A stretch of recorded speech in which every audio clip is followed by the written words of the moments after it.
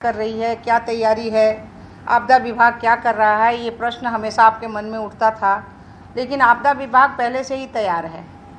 आपदा विभाग जो है मुख्यमंत्री के नेतृत्व में पिछले ही महीने मई में भी हमारी बैठक हुई और जून में भी बैठक हुई, और एक महीना पहले हमने सभी तरह से हिदायत भी मिला था सभी विभाग को, चाहे वो हमारे जल संसाधन विभाग हो, जिससे हमारे पूरे जो बांध की व्यवस्था है उसकी, रोड की व्यवस्था हमारे आरईओ को, और लघु सिंचाई, सारे नलकूप जितने भी विभाग हैं सबको अलर्ट कर दिया गया था कि हम सभी लोग तैयार रहें।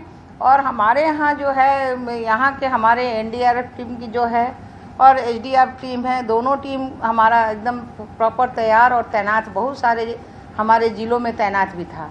और इस बार देखे हैं कि इतनी अति बारिश, जो अति वृष्टि कहा जाए, कभी हुआ नहीं था। आज सारे बुज़ुर्ग लोग कहते हैं कि शायद हम लोग के समय में ऐसा पानी नहीं आया हो जो इस बार आया हुआ। और बिहार तो प्राकृतिक आपदा में कहिए तो ज़्यादातर वो नेपाल से त्रसित है। हमारे यहाँ जो बाढ़ आती है नेपाल से, लेकिन पानी तो इतना हुआ है कि जिसकी जल स्तर हमेशा बढ़ना ही है। और अगर जल स्तर का अगर हम लोग उसका ये करें कि 16/6 से लेके हम लोग देखें तो कितनी बारिश हुई है, तो 4,12,000 क्यूसेक दर्ज किया गया है। तो ये एक बारिश का एक अपना स्वरूप है। अब जब जल स्थिति बढ़ता है तो नदी का जो हालत होता है ज़िलों में, जैसे पूर्वी चंपारण है, पश्चिम चंपारण है, क्योंकि नेपाल की नदी तो वहीं से गंडक निकलती है, तो वहाँ से अगर आता है तो आपको पश्चिम चंपारण, पूर्वी चंपारण और सारण, सभी उसके निचले इलाके जो हैं वो पानी से भर जाते हैं। और भरने के बाद में हमारा बगहा दो का पिपरासी है, आपका जो हमारे यहाँ पिपरासी का है, पूर्वी चंपारण का 4 प्रखंड, अरेराज, संग्रामपुर, केसरिया, सुगौली, जो उसे लगे हुए हैं, गोपालगंज का आपका बैकुंठपुर, बरौली, कुचायकोट, माझा, सिधवलिया, सारण जिला के 3 प्रखंड पानापुर, तरैया और मकेर में भी शामिल है इस बारिश के भीतर।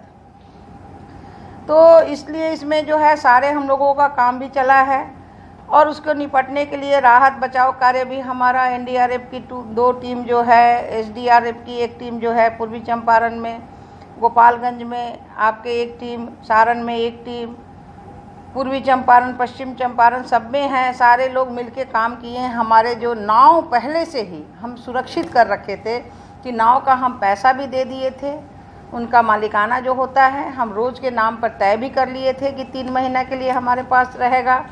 और उस तरह से हमारे 35 नाव भी चले हैं।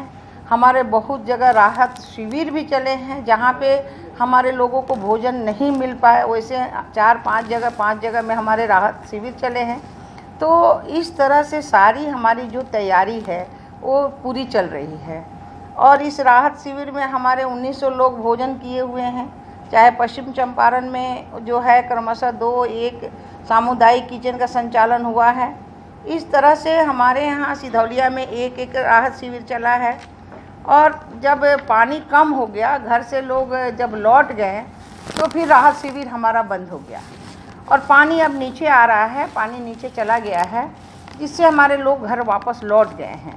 लेकिन आगामी जब भी आप देखे होंगे, आप कहते हैं कि दीदी पुनपुन का क्या स्थिति है, दीदी सोन नदी बढ़ रहा है, तो इस तरह की सारी स्थितियों से निपटने के लिए हम हर तरह से सक्षम हैं। चाहे हर ज़िले के हमारे जिलाधिकारी को आदेश है, हमारे जो एडीएम सब हैं जो देखते हैं बाढ़ राहत का, उनके पास सारी सूचियां हैं और उसमें वो राहत केंद्र चला सकते हैं। तो उस राहत केंद्र को चलाने के लिए चाहे वो खाना हो, चाहे वो प्लास्टिक हो, चाहे उनको नाव की आवश्यकता हो, चाहे हमारे कोई बच्चे वगैरह कहीं डूबे, ऐसा अगर होता है तो एनडीआरएफ की टीम हमारी लगी हुई है। उसके अलावा हमारी महिलाओं के लिए विशेष व्यवस्था, नाव पर ही एक तरह से कहिए कि हॉस्पिटल ही चलता है। और हमारे एनडीआरएफ के जो ये है टीम है, उनको बचाव के लिए पिछली बार आप देखे थे कि प्रसव भी कराना है तो बेचारे सब लेके आके और उनको सुरक्षित स्थान पर, हमारी सारी मेडिकल टीम, सारी मेडिकल व्यवस्था है, हमारी दवा, हमारी सारे स्कोर किया हुआ है कि जिस ज़िले में जितनी दवा की आवश्यकता पड़ेगी वो दवा भी हमारे पास है, पशु चारा भी है, सबका हमने आवंटन कर चुके हैं और सब जगह लोग रेडी हैं।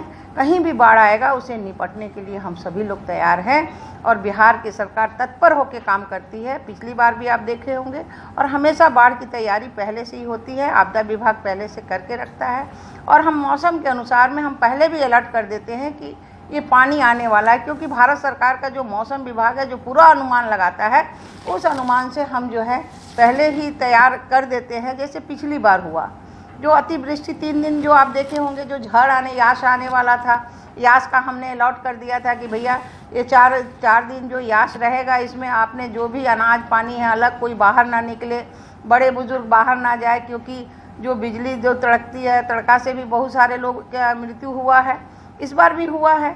तो उनको तो हम 4 लाख रुपया देते ही हैं, लेकिन हम पहले ही अलर्ट कर देते हैं जो पुनः अनुमान है।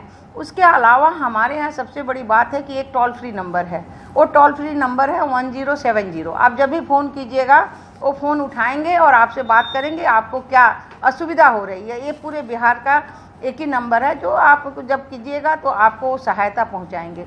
इसलिए इस तैयारी में हमारी कहीं भी बाढ़ की तैयारी में कोई कमी नहीं है।